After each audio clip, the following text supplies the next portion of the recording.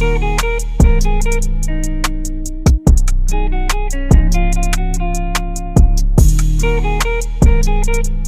guys, welcome back to the channel. Today's video is going to be a closure install wig. This is without glue, without gel, without anything. This is how we used to do it before there was got to be glue, before there was ghost bond, before there was anything. This is how we used to do it like a couple years ago before the frontals came in. So I just wanted to show this video. It was a very quick, simple video of how I put this wig on anything. Okay, so if you want to see how I do this, continue watching, like and comment down below anything that you guys want me to do, and don't forget to subscribe to my channel.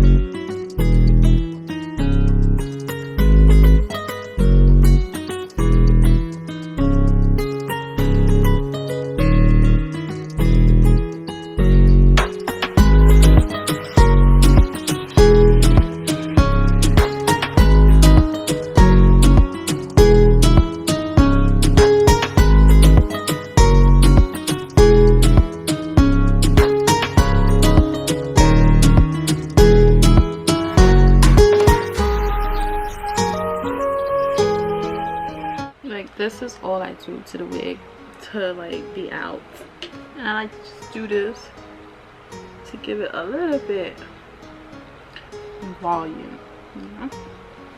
Turn to the side.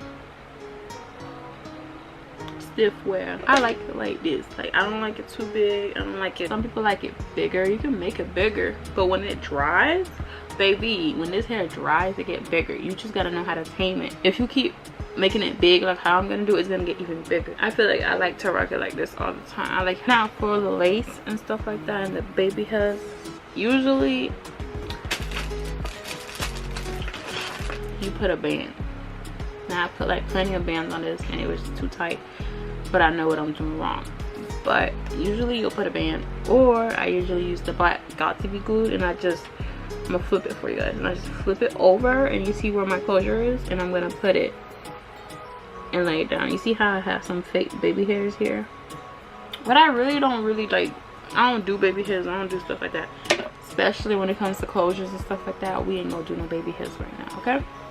But this is like a short curly bob that I made, you know, like something to throw on and go. Say I'm going to the grocery store, Walmart, Goodwill, you know what I'm saying? But yeah, what do you guys think? I hope you guys enjoy this video. Don't forget to give me a thumbs up, comment, and subscribe.